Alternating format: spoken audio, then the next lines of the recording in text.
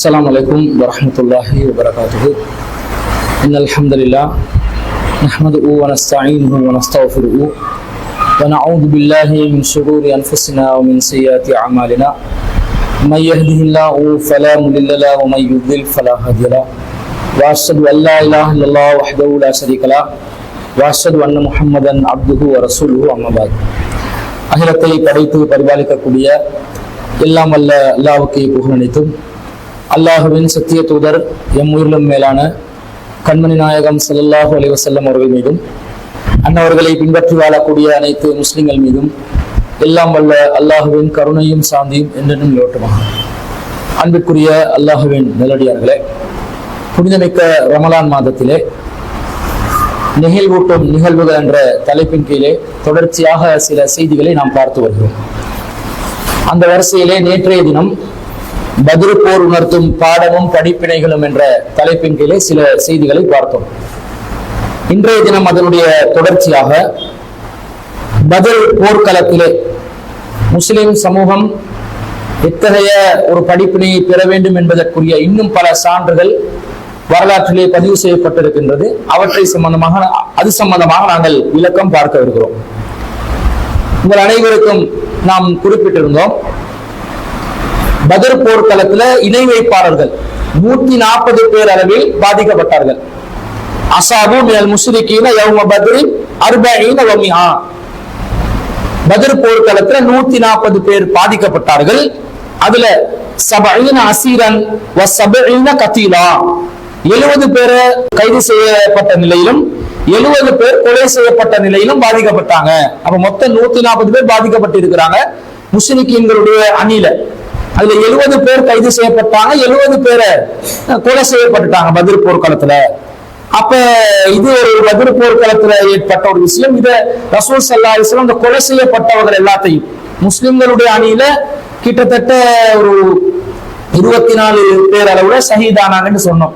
அப்ப இந்த பத்ர் போர்க்களத்துல கொலை செய்யப்பட்டவங்க அவங்கள ஒரு கிணத்துக்குள்ள ரசூல் ஸல்லல்லாஹு அலைஹி வஸல்லம் போட்டாங்க, கலீப் என்று சொல்லக்கூடிய கிணறுல. அதுல எப்படி ரசூலுல்லாஹ் கட்டளை விட்டுறாங்கன்னு சொன்னா, அமர யௌம பத்ரின் பி 24 ரஜுலன் மினத் ஸனாதி குறைஷின். பத்ர் போர்க்களத்துல குறைஷிகள்ல 24 பேர்களை ரசூல் ஸல்லல்லாஹு அலைஹி வஸல்லம் ஒரு பாலடைந்த ஒரு கிணறுல, அது ஒரு அசுத்தமான கிணறு. எந்த அளவுக்குன்னு சொன்னா, ஃபக்துஃபு ஃபீ தவியின் மின் அத்வாஇ பத்ரின் ஹபீஸின் முஹ்பிஸின், ரொம்ப அசுத்தமான ஒரு கிணறுல, அசுத்தப்படுத்தக்கூடியதுமான ஒரு கிணத்துல அவங்கள ரசூல் ஸல்லல்லாஹு அலைஹி வஸல்லம் போட சொல்லி உத்தரவிட்டாங்க. வகான இதா லஹர அலா கௌமின் அகாம பில் அர்சதி ஸலாஸலயாலி. ரசூல் அப்படி கிணத்துல போட்டுட்டு உடனே அந்த போர்க்களத்துல இருந்து ரசூலா வெளிவர மாட்டாங்க. எந்த போர்க்களத்துக்கு ரசூல் ஸல்லல்லாஹு அலைஹி வஸல்லம் சென்றாலும் இந்த பத்ர்ல இருந்து அந்த வணக்கத்தை ரசூலா ஏற்படுத்திக் கொள்றாங்க. ஒரு போர்க்களத்துக்கு போனா 3 நாட்கள் அங்க முகாமிட்டு இருப்பாங்க போர் முடிந்த பிறகும். ஏனென்றா ஷஹீதுகள் யார் என்றதை கணக்கிட்டுக் கொள்ளணும், யார் யாரு மரணித்தார்கள், யார் யாரெல்லாம் காயப்பட்டிருக்கிறாங்க, என்னென்ன கனிமத் பொருட்களை விட்டு சென்றிருக்கிறாங்க, எல்லாத்தையும் பார்த்து எல்லாம் செஞ்சு ஆரம்பத்தில் ஒரு கூட்டத்தை அனுப்பிட்டு பிறகுதான் ரசூல் ஸல்லல்லாஹு அலைஹி வஸல்லம் என்ன செய்வாங்க, அந்த இடத்துல இருந்து போர்க்களத்துல இருந்து வெளிவருவாங்க. அப்ப ரசூலுல்லாஹ்வுடைய இது ஒரு பழக்கமா இருந்துச்சு. அப்ப 3 நாள் ரசூலுல்லாஹ் பத்ர் களத்துல தங்குறாங்க. தங்கி விட்டு நபி ஸல்லல்லாஹு அலைஹி வஸல்லம் இவ போறதுக்கு ஆயத்தமாகிறாங்க. ஆயத்தமாகி ரசூல் ஸல்லல்லாஹு அலைஹி வஸல்லம் அந்த கிணத்துக்கு பக்கத்துல போயிட்டு நிக்கிறாங்க. நின்று ரசூலுல்லாஹ் ஏதோ ஒரு காரணத்துக்காக அந்த இடத்துக்கு போனாங்கன்னு நினைச்சு சஹாபாக்கள் நின்னுட்டாங்க. ரசூல் என்ன செஞ்சாங்க, ஃபஜஅல யுனாதிஹிம் பி அஸ்மாஹிம் வ அஸ்மாஇ ஆபாஹிம். கிணத்துக்கு பக்கத்துல போய் நின்றுட்டு நபி ஸல்லல்லாஹு அலைஹி வஸல்லம் அவங்க அந்த யாரெல்லாம் குறைஷி தலைவர்கள் இணை வைப்பவர்கள் அந்த கிணத்துக்குள்ள, அசுத்தமான கிணத்துக்குள்ள போடப்பட்டாங்களோ அவர்களுடைய பெயர்களையும் அவர்களுடைய தந்தைமார்களுடைய பெயர்களையும் சொல்லி ரசூலுல்லாஹ் சொன்னாங்க. என்ன சொன்னாங்க, யா ஃபுலான் இப்னு ஃபுலான், இன்னாருடைய மகன் இன்னாரே, வயா ஃபுலான் இப்னு ஃபுலான், இன்னாருடைய மகன் இன்னாரே, அயசுர்ருக்கும் அன்னக்கும் அதாக்குமுல்லாஹ் வ ரசூலா, அல்லாஹ்வுக்கும் ரசூலுக்கும் நீங்கள் கட்டுப்பட்டு இருக்க வேண்டும் என்றதை இப்ப நீங்க உணர்றீங்களா? ஃபஇன்னா கத் வஜத்னா மா வஅதனா ரப்புனா, நமது இறைவன் நமக்கு வாக்களித்ததை நாம் அடைந்து விட்டோம். ஃபஅல் வஜத்தும் மா வஅத ரப்புக்கும் ஹக்கா, உங்கள் இறைவன் உங்களுக்கு வாக்களித்ததை நீங்கள் அடைந்து கொண்டீர்களா அப்படின்னு கேட்கிறாங்க ரசூல் ஸல்லல்லாஹு அலைஹி வஸல்லம். ஏன்டா அப்படியே துன்புறுத்தினாங்க, அப்படியே சித்திரவதை செஞ்சாங்க, நிம்மதியா வாழ விட்டாங்களா? முஸ்லிம் தரப்பினர் என்ன தப்பு செஞ்சாங்க? வணக்கத்துக்குரியவன் அல்லாஹ்வை தவிர வேறு யாரும் இல்லை என்று சொன்னார்கள். அல்லாஹ்வை மாத்திரம் வணங்க வேண்டும் என்றார்கள். நல்லதை ஏவ வேண்டும் என்றார்கள். தீயதை தவிர்த்து கொள்ள வேண்டும் என்றார்கள். இந்த கொள்கை எந்த வகையில உங்களுக்கு பாதிப்பை ஏற்படுத்துச்சு? ஏன் நம்மளை துன்புறுத்தினீங்க? ஏன் நம்மளை சித்திரவதை செஞ்சீங்க? ஏன் உங்களுக்கு நிம்மதியா வாழ விடல? 1 வருஷமா 2 வருஷமா 13 வருடங்களாக சித்திரவதை செஞ்சு பிறந்து வளர்ந்த ஊரோட்டு விரட்டி எல்லாரும் மக்காவை நேசிச்சாங்க தானே. இந்த காபத்துல்லா இருந்த காரணத்தினால் அனைவரும் மக்காவை நேசித்தார்கள். இவ்வளவு எல்லாம் துன்புறுத்தினாங்களே, அதை நபி ஸல்லல்லாஹு அலைஹி வஸல்லம் அந்த கோபத்தாவும் இருக்கத்தானே செய்யும். அது எல்லாத்தையும் விட ரசூல் இங்க என்ன கேட்கிறாங்க? அல்லாஹ்வுக்கும் ரசூலுக்கும் நீங்கள் கட்டுப்பட்டு இருக்கிறதுடைய, கட்டுப்பட்டு வாழ்ந்திருக்க வேண்டும் என்பதுடைய அந்த பெருமதிப்பை விளங்குதா என்று கேட்கிறாங்க. அப்ப ரசூல் ஸல்லல்லாஹு அலைஹி வஸல்லம், நீங்க சாதாரணமா உலகத்தை நீங்க எடுத்துக்கொண்டீங்கன்னா 90ஆம் ஆண்டுகள்ல விடுதலை புலிகளால் முஸ்லிம்கள் துரத்தி அடிக்கப்பட்டார்கள் யாழ்ப்பாணத்திலிருந்து. இந்த யாழ்ப்பாணத்திலிருந்து துரத்தி அடிக்கப்பட்டு வந்த முஸ்லிம்கள் எவ்வளவு துன்புறுத்தப்பட்டு எவ்வளவு மன உளைச்சலுக்கு உள்ளானாங்க. ஏன்னா பிறந்து வளர்ந்த ஊரு அது எந்த தூத்துக்குடியா இருந்தாலும் பரவாயில்லை, பிறந்து வளர்ந்த ஊர் என்று சொன்னா அந்த ஊர்ல வாழ்றது ஒரு மனசுக்கு ஒரு ஆறுதல் இருக்கும். அப்படித்தானே? நீங்க எந்த ஒரு திருமணம் முடிச்சு வேற ஒரு ஊர்ல போய் செட்டில் ஆகிருப்பீங்க, என்னதான் இருந்தாலும் உங்களோட சொந்த ஊர் மாதிரி வருமா? பிறந்து வளர்ந்த ஊர் மாதிரி வருமா? அந்த உணர்வு வருமா? நகரப்புறத்துல இருக்கிறவங்களா இருந்தாலும் சரி, கிராமப்புறத்துல இருக்கிறவங்களா இருந்தாலும் சரி, இங்க இருந்து கிராமம் நல்லம் என்று நாங்க சொல்ல மாட்டோம், அவங்க நகரம் நல்லம் என்று அவங்க சொல்ல மாட்டாங்க. அவங்க அவங்கள சுற்றுச்சூழல், அவங்க அவங்களுக்கு பழக்கப்பட்டது, அவங்க அவங்களுக்கு தேவை. கிராமத்தில் உள்ளவங்களுக்கு மரம் மட்டை தேவைன்னுவாங்க, இங்க உள்ளவனுக்கு இந்த கார் டிராபிக் சவுண்ட் வேணும்னுவாங்க, அதுக்கு அது இல்லாத ஒரு மாதிரி தான் இருக்கும் அப்படின்னுவாங்க. இப்ப யாழ்ப்பாணத்தில் இருந்து மக்கள் 24 மணி நேரத்துக்குள்ள ஒரு குறிப்பிட்ட 2500 ரூபாய் அல்லது 3000 ரூபாய் காசு மட்டும் கையில வச்சுக்கொள்ளணும், மத்த எல்லாத்தையும் விட்டுட்டு போகணும் என்றார்களே விடுதலை புலிகள். அவர்கள் வந்து புத்தளம், மன்னார் போன்ற பகுதிகளில் குடியேறினார்கள். அப்ப காடுகள் நிறைந்த பகுதிகள், புத்தளம் என்றாலும் ஒரு பாலைவனம் மாதிரி தானே, ரொம்ப நெருக்கடியான ஒரு வாழ்க்கையை வாழ்ந்தாங்க.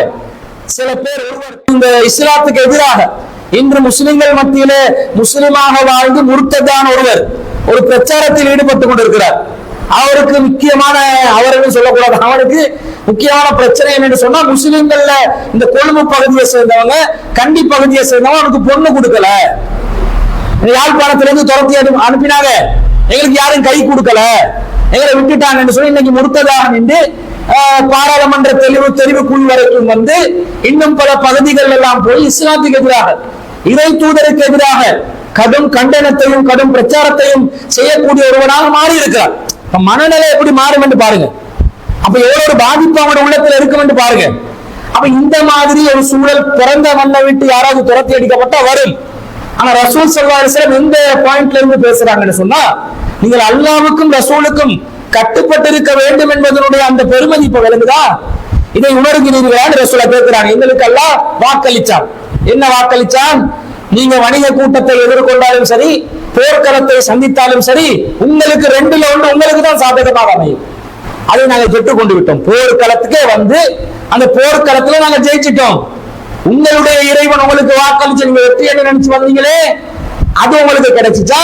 அல்லது உண்மையான இறைவன் உங்களுக்கு வாக்களித்தானே, நீங்கள் அல்லாஹ் ரசூலுக்கு கட்டுப்படாவிட்டால் நரக நெருப்பை அனுபவிப்பீர்கள் என்று எச்சரிக்கை செய்தானே, அந்த எச்சரிக்கை இப்ப கிடைக்குதா?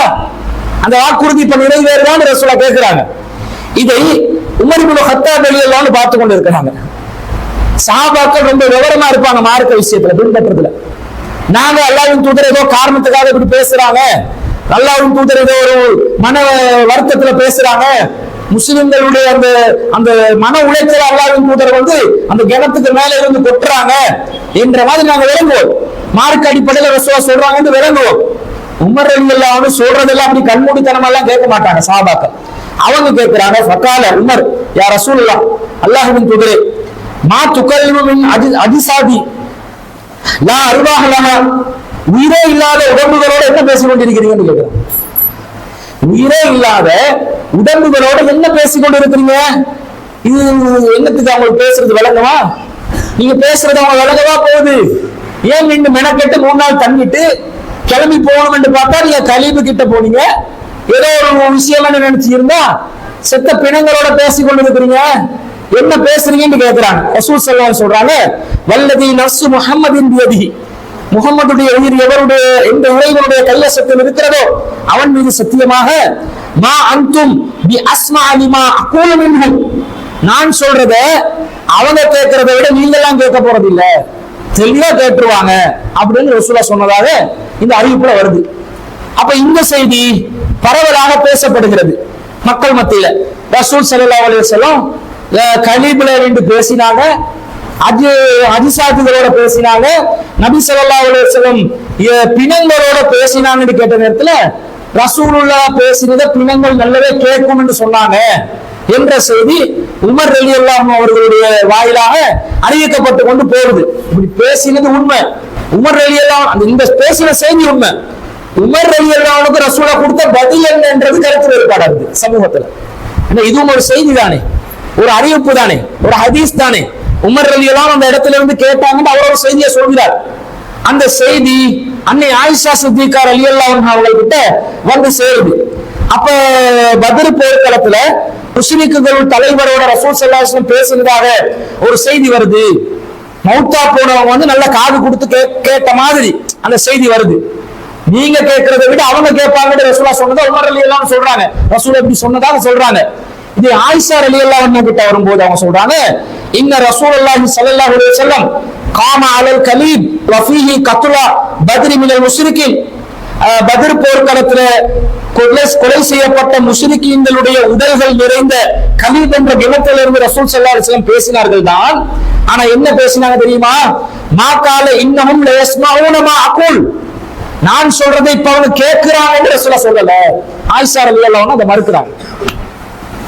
நான் சொல்றது ஆயிஷா ரலியல்லாஹு சொல்றாங்க, அல்லாஹ்வின் தூதர் ஸல்லல்லாஹு அலைஹி வஸல்லம் நான் சொன்னதை நீங்க பக்கத்தில் இருக்கிறார்கள் கேட்கிறதை விட அவங்க நல்லா கேட்டாங்க, செவியுற்றார்கள் என்று அல்லாஹ்வின் தூதர் சொல்லவில்லை. அல்லாஹ்வின் தூதர் என்ன சொன்னாங்க தெரியுமா?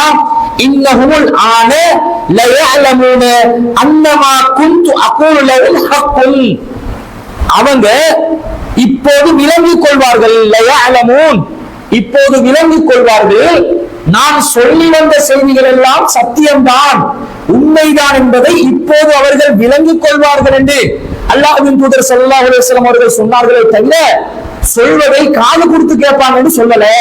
அதுக்கு காரணம் என்ன தெரியுமா? ஆயிஷா சித்திகா ரலியல்லாஹு அன்ஹா ரெண்டு குர்ஆன் வசனத்தை எடுத்து காட்டுறாங்க. இன்னக லா துஸ்மிஉல் மௌதா, நபியே மரணித்தவர்களை உங்களால் செவியேற்க செய்ய முடியாது. வலா துஸ்மிஉ சும்ம துஆ இதா வல்லா முதுபிரீன், செவிடன் புறமுதுகு காட்டி ஓடுகின்ற நேரத்தில் நீங்க நீங்க அவரை காது கேட்க வைப்பீங்களா? அவரை நீங்க கேட்க வைக்கலாமா? ஒரு செவிடனை ஏற்கனவே கேட்க வைக்கிறாரு. நேரடியா பேசினாலும் செவிட்டு பயல்கள் கேட்குமா? கேட்காது. இவன் எப்படி இருக்கிறான்? புறமுதுகு காட்டி வேற இருக்கிறான். அதாவது அவனுடைய முதுகை காட்டி கொண்டு இருக்கிற நேரத்துல எதுவுமே விளங்காது. நேரடியா பேசும்போது கூட சைக்கிள சரி ஏதாவது சொல்லி விளங்க வைக்கலாம். புறமுதுகு காட்டி கூட இருக்கிறார். இந்த நேரத்துல செவிடனை புறமுதுகை காட்டி ஓடக்கூடிய செவிடனை நபியர்களால் செவியேற்க செய்ய முடியுமான்னு அல்லாஹ் கேட்கிறார். அப்ப செவிடர்கள் செவியேற்க மாட்டார்கள். அந்த மாதிரி நிலையில்தான் மரணித்தவர்களும் இருக்கிறார்கள். செவிடர்கள் எப்படி கேட்க மாட்டாங்களோ அதே மாதிரிதான் மௌத்தா போனவங்களும் உலகத்தில் இருந்து அழைக்கும் அழைப்புகளை கேட்க மாட்டார்கள் என்று அல்லாஹ் குர்ஆன்ல சொல்லிக் கொண்டிருக்கும் பொழுது எப்படி ரசூலுல்லாஹ் நான் சொன்னதை அவங்க கேட்டாங்க என்று சொல்லி இருப்பார்கள் என்று கேட்கிறாங்க. இரண்டாவது வசனத்தை சொல்றாங்க, வமா யஸ்தவில் அஹ்யா வலல் அம்வாத், உயிருடன் உள்ளவர்களும் மரணித்தவர்களும் சமமாக மாட்டார்கள். இன்னல்லாஹ யுஸ்மிஉ மய்யஷா, அல்லாஹ் நாடியவர்களுக்கு அல்லாஹ் கேட்க வைப்பா. வமா அன்த பிமுஸ்மிஇன் மன் ஃபில் குபூர், ஆனா கபூர்ல இருக்கிறவங்களுக்கு உங்களால் கேட்க செய்ய இயலாது. கபூர்ல இருக்கிறவங்க கேட்க மாட்டாங்க, அது கேட்கறதுக்குரிய வழியே இல்லை என்று ரெண்டு வசனத்தை காட்டி உமர் ரலியல்லாஹு அன்ஹு வாயிலாக வரக்கூடிய அந்த அறிவிப்பை ஆயிஷா சித்திகா ரலியல்லாஹு அன்ஹா அவங்க மறுத்து குர்ஆன் வசனம் என்ற ஆதாரமா காட்டி சரியான இஸ்லாமிய அக்கீதாட மேற்கோட்டில் இருந்து பத்ர் போர்க்களத்துல கலீப் கிணற்றுக்கு பக்கத்திலே இருந்து ரசூலுல்லாஹி ஸல்லல்லாஹு அலைஹி வஸல்லம் அவர்கள் என்ன சொன்னார்கள் என்பதை நிறுவினார்கள். இதைதான் இன்றைய காலத்துல நாங்க சொல்றோம். அறிவிப்பாளர் வரிசை சரியா இருந்தாலும் குர்ஆனுடைய கருத்தோட மோதி வருமெண்டா எந்த கருத்தை நீங்க எடுக்கணும்? குர்ஆனை தான் நீங்க எடுக்கணும். ஏனென்றா அறிவிப்பாளர் நம்பகமானவர் தான், உமர் ரலியல்லாஹு நம்பகமானவர் தான். அந்த நம்பகத்தன்மையில் ஏதாவது மாற்றம் இருக்குமா?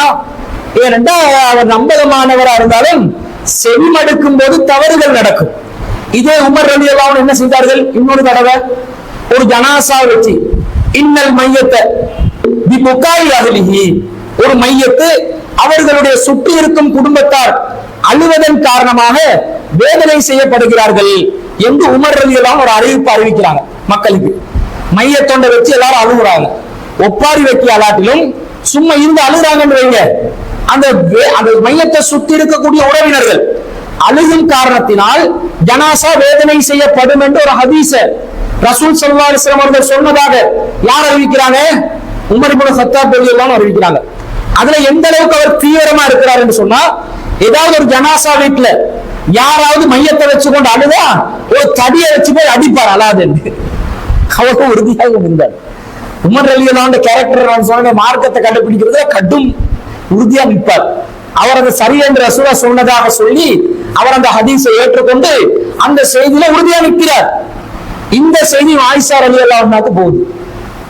அப்ப ஆயிஷா ரலியல்லாஹு அன்ஹா சொல்றாங்க, இப்படி உமர் ரலியல்லாஹு அன்ஹு அறிவிச்சு கொண்டிருக்கிறாங்க, இது என்ன, இதுல உண்மைத்தன்மை என்ன அப்படின்றாங்க.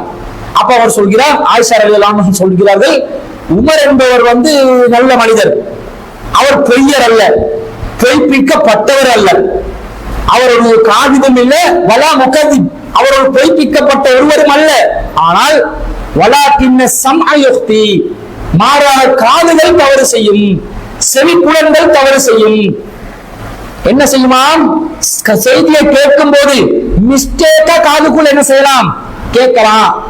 சில நேரம் எங்களை யாருமே கூப்பிடாம இருந்தே வாண்டு கூப்பிட்டமா இருக்குமா இல்லையா? காதுகளை ஏமாத்துமா இல்லையா?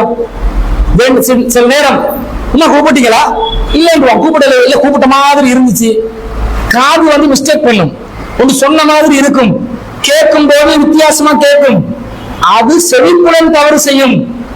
நம்பகமானவர்களாக இருந்தாலும் லிசனிங்ல செவித்தாழ்த்தி கேட்கும் பொழுது வரக்கூடிய மிஸ்டேக்ல தவறுகள் நடக்கலாம். அதனால குர்ஆன் அடிப்படை அகீதாக்கு மாற்றமாக ஒரு கருத்தை பதிவு செய்யலாம். ஏன் தெரியுமா? பக்கத்துல இருக்கிறவங்க அழுகுறதுனால ஏன் ஜனாசா வேதனை செய்யப்பட வேண்டும்? அதுக்கு அன்னை ஆயிஷா சித்திகா ரலியல்லாஹு அன்ஹா ஒரு காரணத்தை சொல்றாங்க. அது ரசூல் ஸல்லல்லாஹு அலைஹி வஸல்லம் காஃபிருடைய ஜனாசாவுக்கு சொன்னாங்க. காஃபிருடைய ஜனாசாவை வச்சு கொண்டு குடும்பம் அழுது கொண்டிருந்தா, ஏற்கனவே அவன் காஃபிர் ஆயிட்டான், அதனால இந்த குடும்பமும் சேர்ந்து அழுது நீ அழ அவனுக்கு இன்னும் அவன் தீமைகள் இன்னும் அதிகரிக்கும் என்ற கருத்துல ரசூலுல்லாஹ் சொன்னாங்கன்னு ஆயிஷா ரலியல்லாஹு அன்ஹா சொல்றாங்க. அந்த செய்தியும் தவறுதான், அந்த இலக்கணமும் தவறுதான். ஆனா இன்னொரு செய்தியில அவங்க அறிவிக்கிறாங்க. எப்படி அறிவிக்கிறாங்கன்னா, வலா தஸிரு வாஸிலத்துன் விஸ்ர உக்ரா, முஸ்லிமுக்கு அழலாமா? அவங்க விளக்கம் சொல்றாங்க, முஸ்லிமுக்கு அழலாமா? காஃபிருடைய ஜனாசா வச்சு குடும்பம் அழலாமா? பரவாயில்ல. ஆனா முஸ்லிம் ஜனாசா வச்சு கொண்டு குடும்பம் அழக்கூடாது. அதுக்கு காரணம் வலா தஸிரு வாஸிலத்துன் விஸ்ர உக்ரா, ஒருவர் சுமையை இன்னொருவர் சுமக்க மாட்டார். அழிந்து கொண்டிருக்கிறவங்க செய்த பாவத்துக்காக ஜனாசா இப்படி வேதனை செய்யப்படும். எனவே முஸ்லிமுடைய ஜனாசா, முஸ்லிமுடைய குடும்பம் அழுவதன் காரணமாக வேதனை செய்யப்படாது என்று ஆயிஷா ரலியல்லாஹு அன்ஹா சொல்றாங்க. அந்த விளக்கத்துல ஒரே ஒரு தவறு இருக்குது, முஸ்லிம் காஃபிர் என்று பிரிச்சது. அது முஸ்லிமா இருந்தாலும் சரி, காஃபிரா இருந்தாலும் சரி, ஒருவர் சுமை இன்னொரு சுமக்க மாட்டார், அப்படித்தானே புரியணும். ஆனா அதுக்கு கூட ஆயிஷா ரலியல்லாஹு அன்ஹா குர்ஆன் வசனத்தை மேற்கோள் காட்டித்தான் உமர் ரலியல்லாஹு அன்ஹு அவர்களுடைய அறிவிப்பை, அப்துல்லா இப்னு உமர் ரலியல்லாஹு அன்ஹு அவர்களுடைய அறிவிப்பை மறுத்து இருக்கிறாங்க. இந்த நிலைப்பாட்டை நாங்களும் சொல்றோம். புதுசா சொன்னதா? குர்ஆனுக்கு முரண்பட்டால் மறுத்து விடுங்கள் என்று சொல்லக்கூடிய இந்த செய்தி நாங்க புதுசா சொன்ன நிலைப்பாடா? இல்ல. அந்த காலத்துல பத்ர் போர்க்களத்துல கூட இந்த செய்தி, பத்ர் போர்க்களத்துல என்ன நடந்துச்சு என்ற செய்தி பரவும் போது கூட ஆரம்ப காலத்துல ஆயிஷா ரலியல்லாஹு அன்ஹா என்ன செஞ்சிருக்கிறாங்க? இந்த செய்தி தப்புதான் என்று மறுத்து இருக்கிறதும் இதுல இருந்து எங்களுக்கு விலகுது. அடுத்ததாக நபிகள் நாயகம் ஸல்லல்லாஹு அலைஹி வஸல்லம் கைதிகளை எடுக்கிறாங்க. ஏண்டா 140 பேர்ல 70 பேர் கைதிகள். இந்த கைதிகள் விஷயத்துல என்ன செய்யலாம் என்று ரசூல் ஸல்லல்லாஹு அலைஹி வஸல்லம் ஆலோசனை கேட்கிறாங்க. அபூபக்கர் ரலியல்லாஹு அன்ஹு அவர்களிடமும் உமர் இப்னு கத்தாப் ரலியல்லாஹு அன்ஹு அவர்களிடம் ஆலோசனை கேட்கிறாங்க. அப்ப அபூபக்கர் ரலியல்லாஹு அன்ஹு என்ன சொல்றாங்க? யா ரசூலல்லாஹ், ஆவுலாஹி பனுல் ஹம்மி வ அஷீரத்தி வல் இஹ்வான், இவங்க எங்கட மூதாதையர்கள், எங்களுடைய சாச்சா பெரியம்மார்களுடைய பிள்ளைகள், இவங்க எங்களோட சகோதரர்கள், எங்களுடைய வம்சாவளி, எங்களுடைய உறவு. இவங்களை நாங்க கொலை செய்ய வேணாம். இவங்க கிட்ட நாங்க என்ன செய்வோம், எவ்வளவாவது ஒரு ஃபித்யா எடுத்து அவங்களை அனுப்பிடுவோம். இன்னி அரா அன் தாகுத மின் ஹுமல் ஃபித்யா, அவங்ககிட்ட நஷ்டஈடு தொகை ஏதாவது எடுத்து, பிணை தொகை எடுத்து இவங்களை நாங்க விடுதலை செய்து விடுவோம் என்று அபூபக்கர் ரலியல்லாஹு அன்ஹு கருத்து சொல்றாங்க. இன்னும் சொல்றாங்க அவங்க, ஃபயகூனு மா அஹதுனா மின்ஹும் குவத்தன் லனா அலல் குஃபார், நாங்க இப்படி செய்யும் போது காஃபிர்கள் விஷயத்துல நம்மளை பத்தி ஒரு நல்ல அபிப்பிராயம் ஏற்பட்டு நம்ம பத்தி ஒரு பலமான ஒரு நிலை ஏற்படும், நல்லதான் நடந்து கொண்டாங்க என்ற மாதிரி ஒரு நிலை ஏற்படும். அதே மாதிரி ஆசாவுல்லாஹு ஐயஹ்தியஹும் ஃபயகூனு லனா அலுதன், அல்லாஹ் தஆலா அவங்களுக்கு நேர்வழி காட்டவும் கூடும். அதே போல உங்களுக்கு நாங்க தேவையில்லாம எதிரிகளை சம்பாதிக்காத மாதிரி ஒரு நிலை ஏற்படும் என்று அபூபக்கர் ரலியல்லாஹு சொல்றாங்க. இது ரசூல் ஸல்லல்லாஹு அலைஹி வஸல்லம் கொஞ்சம் ஏற்புடைய ஒரு ஆலோசனை மாதிரி இருக்குது. அங்க ரசூல் ஸல்லல்லாஹு அலைஹி வஸல்லம் வலது கிட்ட கேட்டா இடது கிட்ட கேட்பாங்க தானே, உமர் ரலியல்லாஹு கிட்ட கேட்கிறாங்க. ஃபக்கா ரசூலுல்லாஹி ஸல்லல்லாஹு அலைஹி வஸல்லம் மாதரா யா இப்னு கத்தாப், உமர் நீங்க என்ன சொல்றீங்க அப்படின்றாங்க. என்ன சொல்லி இருப்பாங்க? அவ்வளவுதான். அவர் என்ன சொல்றாரு சொன்னா, வல்லாஹி மா அரா அபூபக்கர், அல்லாஹ்வின் தூதரே இந்த அபூபக்கர் யோசிக்கிற மாதிரி நான் யோசிக்கல. நான் என்ன சொல்றேன், வலாக்கின்னி அரா அன் துமக்கினனி மின் ஃபுலானின் குரைபன் லி உமர், கரீபன் லி உமர், இந்த இதுல கைதிகள் செய்யப்பட்டதுல ஒரு கூட்டத்தை அப்படியே உமர்கிட்ட கையில கொடுத்துருங்க அவர் சொல்றார். அதே மாதிரி ஃபஅலலிப உனகஹு, அவனுடைய களத்தை நான் வெட்டி போட்டுறேன். வத்து மக்கின அலியன் ரலியல்லாஹு அன்ஹு மின் அகீல், அகீல நீங்க அலி ரலியல்லாஹு கிட்ட கொடுத்துருங்க, அவர் அவருடைய சொல்லிய முடிச்சிருவாரு. இந்த மாதிரி கொஞ்சம் கொஞ்சம் பேரை கொஞ்சம் கொஞ்சம் ஆக்களுக்கு பிரிச்சு கொடுத்தீங்கன்னா சோழிய முடிச்சு விட்டுருவாங்க. இவங்க கிட்ட எங்களுக்கு எந்த ஒரு பிரச்சனையும் எதிர்காலத்துல வராது. ஏன் என்று சொன்னால் இவங்க யாரு, அல்லாஹ்வின் எதிரிகள். இதுதான் போர் செய்ய வந்தாங்க. இவ்வளவு காலம் துன்புறுத்திட்டு நாடு திறந்து போன புறவும் இருக்க விடாம படையை திரட்டி கொண்டு வந்து வணிக கூட்டத்தை வழிமறிச்சாங்கன்னா வணிக கூட்டத்தோட அந்த விஷய சமாச்சாரத்தை முடிக்க இருந்துச்சு. இது ஆயிரக்கணக்கான வீரர்கள் எடுத்து படையோட பெரிய வீராப்பு பேசி எவ்வளவு பிரச்சனை பண்ணாங்க. இவங்களை பிணை தொகை எடுத்து அனுப்புறதா, பிணை தொகை எடுத்து அனுப்பினா என்ன நடக்கும்? திரும்ப வருவாங்க, திரும்ப தயாராகுவாங்க. அந்த காலத்துல இவ்வளவு விஷயம் இஸ்லாம் அடிமைகள் எல்லாம் 100% ஒழிச்சிச்சு.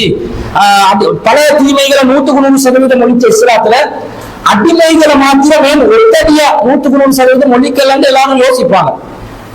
இஸ்லாம் அப்படி செய்ய இயலாது. ஏன்? போர்ல யாராவது கைதிகளாக சிக்கிக் கொண்டால் அடிமைகள் ஆகுவார்கள். அப்படி அடிமைகளானவங்களை இஸ்லாம் விடுதலை செஞ்சு அனுப்பினா அவங்களை விடுதலையாக்கி நீங்க இனிமேல் அடிமைகள் இல்ல, நீங்க சுதந்திரமான மனிதர்கள் என்று ஆக்கினா என்ன செய்வாங்க? திரும்ப போவாங்க, திரும்ப தயாராகுவாங்க, யுத்தத்துக்கு திரும்ப தாக்குதல் நடத்துவாங்க. அதே போல எதிர்த்தரப்பில் உள்ளவங்க அவங்க முஸ்லிம்களை அடிமைகளாக்கி கொள்வாங்க. விடுதலை செய்வாங்களா? அவங்க விடுதலை செய்ய மாட்டாங்க. அப்ப ஒருதலை பட்சமாக முஸ்லிம்கள் அடிமைகள் ஆகுவாங்க. காபிர்களுக்கு பயம் இல்லாம போகுமே, பயப்படாம போயிட்டு போர் செய்வோம். அவங்க என்ன ஒண்ணு அவங்களை தோற்கடிப்போம், அல்லது நாங்க மாட்டிக்கொண்டு அடிமைகள் ஆகும். அடிமையான விடுதலையாக்கி விட்டுருவாங்க, ரிலீஸ் தானே. அப்ப இந்த தாக்குதல் நடத்துறதுக்கு இன்னும் அது தூண்டுறதோ அமையுமா இல்லையா? அமையும். அப்ப உலக மக்கள் அனைவரும் சேர்ந்து அடிமைகளை விடுதலை செய்யணும் என்ற ஒரு நிலைப்பாடு வந்தால்தான் அடிமைகளை மொத்தமா விடுதலை செய்வது சாத்தியமா இருக்கும். ரசூலா ஏற்கனவே அடிமை ஒருத்தன் முடிச்சு வச்சிருப்பான். ரசூலா அறிவிக்கிறாங்க அடிமைகளை விடுதலை செய்கிறோம் என்று. ஆனா அடிமைகள் அனைவருக்கும் சுதந்திரம் வழங்கப்படுகிறது அறிவிச்சா அடிமைகளும் அன்னைக்கு மார்க்கெட்ல காசு கொடுத்து வாங்கின பொருட்கள் மாதிரி தான் செலவழிச்சிருப்பாங்க, காசு கொடுத்திருப்பாங்க. அந்த தனவந்தர்கள் எல்லாம் நஷ்டப்படுவாங்களே, அவங்களுக்கு நஷ்டஈடு தொகை கொடுக்கிற அளவுக்கு ரசூலுடைய ஹசானா நிறைஞ்சிருந்துச்சா அப்படி செய்யலாமா? செய்ய முடியாது. அதனால இஸ்லாம் என்ன செஞ்சுன்னா படிப்படியா அடிமைகளை விடுதலை செஞ்சுச்சு. நல்ல அமல்களை செஞ்சு பாவங்களுக்கு பரிகாரமாக அடிமையை விடுதலை செய், நன்மையை அடைவதற்கு அடிமையை விடுதலை செய், சதக்கால சிறந்த சதக்கா அடிமையை விடுதலை செய் என்று அடிமை விடுதலைய ஒரு மார்க்க ரீதியான ஒரு சிறப்பம்சமாக ஆக்கி செய்ய வச்சாங்களே தவிர மொத்தமாக பிரகடனப்படுத்தல. மொத்தமா பிரகடனப்படுத்தினா முஸ்லிம் தரப்புக்கும் அது பாதிப்பாக அமையும். இந்த கன்செப்ட்ல கூட ரசூல் ஸல்லல்லாஹு அலைஹி வஸல்லம் பதிர் கைதிகள் விஷயத்துல யோசிக்கல. ஃபித்யா எடுத்து ரசூல் ஸல்லல்லாஹு அலைஹி வஸல்லம் மைண்ட்ல என்ன வருது? அபூபக்கர் சொன்னதுதான் ரசூலுல்லாஹ்வுடைய உள்ளத்தில் இருந்தது. நபி ஸல்லல்லாஹு அலைஹி வஸல்லம் அவனுக்கிட்ட ஃபித்யாவை எடுத்து விடுதலை செஞ்சு விட்டுட்டாங்க.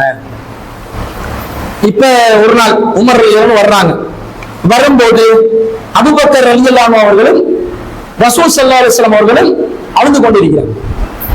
ரெண்டு பேரும் கண்ணீர் விட்டு அழுகிறார்கள். அப்ப உமர் ரலியல்லாஹு கேட்கிறாங்க, யா ரசூலல்லாஹ் அக்பிர்னி மாதா யுபகீக அன்த வஸாஹிபக, உங்களையும் உங்களுடைய தோழரையும் எது அழ வைத்தது, என்ன காரணம், ஏன் அழுறீங்க என்று கேட்டார்கள். உமர் ரலியல்லாஹு சொல்றாங்க, ஃபைன் வஜத்து புகான் பகைத்து, எனக்கும் நீங்க சொல்ற காரணத்துல அழுகவன் சொன்னா நானும் அழுகிறேன். அல்லது ஃபைலம் அஜித் தபாகைத்து லிபுகாய்க்குமா, கண்ணீர் வர வேண்டாம், நீங்களும் அழுறதுனால நீங்க அழுற மாதிரி நான் நடிக்கிறேன்றாங்க. நீங்களும் அழுறதுனால நானும் அழுகிற மாதிரி நடிக்கிறேன். என்னமோ சீரியஸா கண்ணீர் விட்டு கொண்டு இருக்கிறீங்க, காரணத்தை சொல்லுங்க. காரணம் பட்டு சொன்னா எனக்கு ஆட்டோமேட்டிக்கா கண்ணீர் வரும். காரணம் படலையா, கண்ணீர் வரலையா, நடிக்கிறேன், பாவனை செய்கிறேன், நீங்க செல்றவன் நீ அவரை சொல்ல வேண்டியதான். நிறைய மௌலிகமார்கள் பயான்கள் அழுவாங்க பாருங்க, நபிகள் ஓலகம் இயல்பா வரும், அது மார்க்கம் தடுக்காது. ரொம்ப ஓவரா பெண்ணுக்கு பேக்ரவுண்ட்ல மியூசிக் கொண்ட போட்டு ஹம்மி கொண்ட போட்டு ஏற்றுவான். ஏற்றுறதோட இவர்களால பாக்குற ஆடியன்ஸ் மேல எல்லாம் இந்த மாதிரி இல்ல. உமர் ரலியல்லாஹு ஜெனுவினா இருக்கிறாங்க. கண்ணீர் வந்து அழுற, இல்லாட்டி நடிக்கதான் செய்வேன், என்ன பண்ணு கேட்கிறாங்க. அப்ப ரசூல் ஸல்லல்லாஹு அலைஹி சொல்றாங்க, இல்ல நாங்க வந்து இப்படி கைதிகளை விடுவிச்ச விஷயத்துல வந்து எங்களுக்கு கண்டனம் வந்துச்சு. அந்த கைதிகள் யாரெல்லாம் விடுவிக்கப்பட்டார்களோ அந்த கைதிகள் ரசூல் ஸல்லல்லாஹு அலைஹி சொல்றாங்க, ஒரு மரத்தை காட்டி அந்த மரத்துக்கு பக்கத்துல எனக்கு இப்ப காண்பிக்கப்படுகிறது, அவர்கள் நரக நெருப்பில் வேதனை செய்யப்பட்டுக் கொண்டு இருக்கிறார்கள். அப்ப நான் விடுதலை ஆக்கியிருக்க கூடாது, கொலை செஞ்சிருக்கணும், அவங்களை நான் வந்து மரண தண்டனையை விதிச்சிருக்கிறோம். கொலைன்னா மரண தண்டனை அரசாங்கம் கொடுக்கிறது. இந்த போர்க்களங்கள் சம்பந்தமா பேசும்போது இளைஞர்கள் எல்லாம் பார்த்து நாங்கெல்லாம் போருக்கு ரெடி ஆகணும் என்ற மாதிரி எல்லாம் முடிவெடுக்க கூடாது. இதெல்லாம் அரசாங்கம் செய்யற வேலை. ரசூலுல்லாஹ் 13 வருஷமா மக்கள் இருந்தாங்க, எப்பயுமே போர் செய்யல. மதீனாக்கு வந்து 2 வருஷ காலத்துக்கு பிறகு ஒரு ஆட்சி அமைஞ்ச பிறகு, ஒரு தனக்கென்ற ஒரு நாடு உருவான பிறகுதான் இந்த எல்லா ஏற்பாடும் நடக்குது. சிவில் மக்கள், தனி நபர்கள், சிவில் குழுக்கள், ஒரு சிறிய சிறிய இயக்கங்கள் 4-5 பேர் சேர்ந்து நாங்க சாபிகள் ஆகிட்டோம் என்று சொல்லி போருக்கெல்லாம் தயாரான ஒரு வழிகேட்டுக்கு போயிடுவாங்கன்னு அர்த்தம். அப்ப இந்த சம்பவத்துல என்ன விளங்கணும் என்றால் ரசூலுடைய ஆட்சியில நடந்த விஷயம். அப்ப மரண தண்டனையை கொடுத்திருக்கணும், நான் கொடுக்கல. குர்ஆன் வசனமும் கடுமையாக இறங்குது. என்ன சொல்லி இறங்குது குர்ஆன் வசனம்? மா கானல் நபி, இந்த நபிக்கு எந்த ஒரு தகுதியும் இல்லை, எந்த ஒரு அதிகாரமும் இல்லை, அனுமதியும் இல்லை. ஐ யகூன லஹு அஸ்ரா, கைதிகளை பெற்றுக் கொள்வதற்கு எந்த ஒரு அதிகாரமும் இல்லை. ஹத்தா யுஸ்திய ஃபில் அர்லி, அவர்கள் பூமியிலே கருவறுக்கப்படும் வரைக்கும் கைதிகளா பிடிச்சு வைக்க கூடாது. அதே மாதிரி ரசூல் ஸல்லல்லாஹு அலைஹி வஸல்லம் கண்டிக்கிறார், துரீதுன அரல துன்யா, துனியா வாழ்க்கையின் அற்பமான பொருட்களை நீங்கள் விரும்புகிறீர்களா?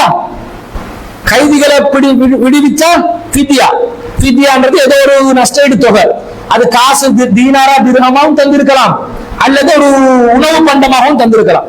ஒரு பேரிச்ச பழம் அல்லது வேற ஏதாவது பொருள், தானிய வர்க்கம் ஏதாவது கொடுத்து விடுதலையாக இருக்கலாம் தானே. இதெல்லாம் உலகத்தின் அற்பமான பொருட்கள். இந்த பொருட்களை பெற்றுக்கொண்டு நீங்க ஃபித்யா எடுத்து இந்த துனியாவை நீங்க விரும்புறீங்களா? ரசூலுல்லாஹ் துனியா விரும்பினாங்களா? ரசூலுல்லாஹ் துனியாவை நேசிச்சாங்களா? நேசிக்கல. அல்லாஹ்வோட பார்வை எப்படி? இதை நேசிக்க கூடாது, இது அற்பமான வசதி.